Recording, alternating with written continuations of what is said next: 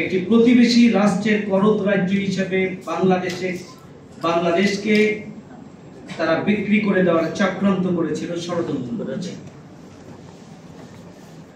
আমরা লড়াই সংগ্রাম আন্দোলন করে 2001 সালে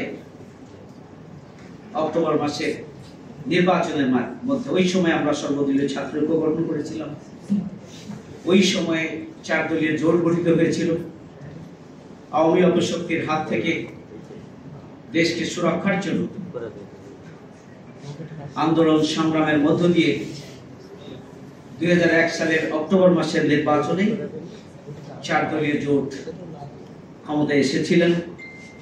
আবারও জনগণের অধিকার প্রতিষ্ঠার জন্য তারা ভূমিকা পালন করেছিলেন, দেশের অর্থনৈতিক উন্নয়নের জন্য তারা ভূমিকা পালন করেছিলেন, এবং আমাদের এই রাষ্ট্রটিকে আওয়ামী লীগ প্রতিবেশী রাষ্ট্রের করদ রাজ্যে পরিণত করার যে চক্রান্ত করেছিলেন, সেখান থেকেও বের করে আনার জন্য রাষ্ট্রটিকে এই 4 দলীয় জোট সরকার চেষ্টা করেছিলেন। আমরা দেখলাম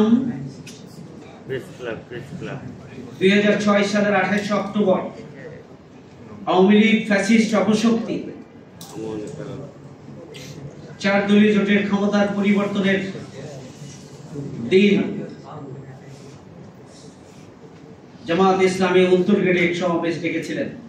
বিএনপি নয়াপল্টনে তাদের অফিসের সামনে সমাবেশ ডেকেছিলেন, এবং এই সমাবেশকে কেন্দ্র করে আওয়ামী লীগ, শেখ হাসিনা আওয়ামী লীগের প্রধান, তিনি সারা দেশ থেকে লগি বৈঠা এবং অস্ত্র শস্ত্র সহ তাদের কর্মীদেরকে ঢাকায় ডাকেন, এবং ঢাকায় এসে 28 অক্টোবর যে মর্মান্তিক পৈশাচিক ঘটনা সংঘটিত করেছিল, যেটি ইতিহাসে নজিরবিহীন, তারা মানুষ হত্যা করেছে।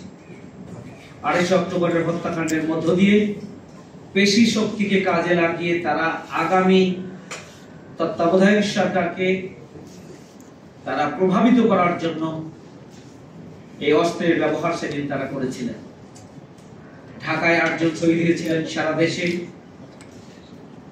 আরো বেশ কয়েকজন শহীদ হয়েছিলেন, আহত হয়েছিলেন অসংখ্য মানুষ। আমি বেশি লম্বা করতে চাই না, এই শেষ দিকেই আমি যেটি বলতে চাই, 28 অক্টোবরের মধ্য দিয়ে আওয়ামী লীগ মূলত ফ্যাসিস্ট কায়দায় পরবর্তী নির্বাচনে বিজয় অর্জন নয়, বরং পেশি শক্তির প্রয়োগ করে অন্তর্বর্তীকালীন সরকারকে প্রভাবিত করে কিভাবে ক্ষমতায় যেতে পারে তার ভিত্তি স্থাপিত করেছিল সেদিন আওয়ামী লীগ 28 অক্টোবর হত্যাকাণ্ডের মধ্যে।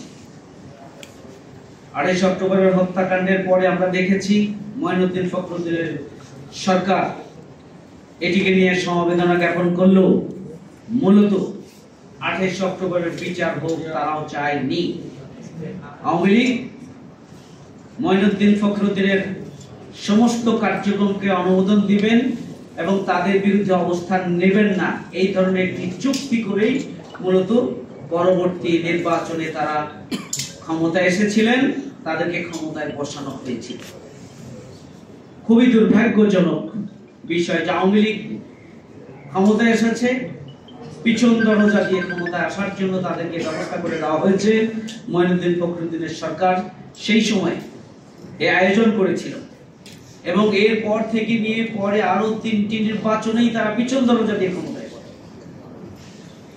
তারা নির্বাচন অনুষ্ঠানের নামে জনগণের সাথে প্রহসন করেছে।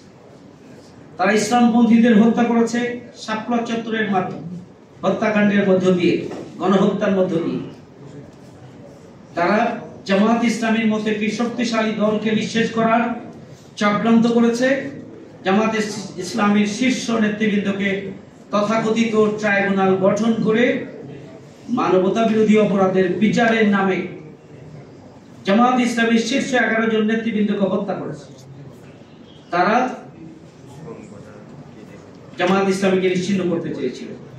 তারা জামাত ইসলামী নিবন্ধন করে দিয়েছে, জামাত ইসলামীর প্রতীক দাঁড়িপাল্লা কেড়ে দিয়েছে। জামাত ইসলামীর 5 শতাধিক এবং ইসলামী ছাত্র শিবিরের 5 শতাধিক নেতা কর্মীকে তারা হত্যা করেছে। 20,000-এর অধিক মামলা দিয়ে তারা আমাদের লক্ষ লক্ষ নেতাকর্মীকে ঘর ছাড়া, বাড়ি ছাড়া, চাকরি ছাড়া করা হয়েছে।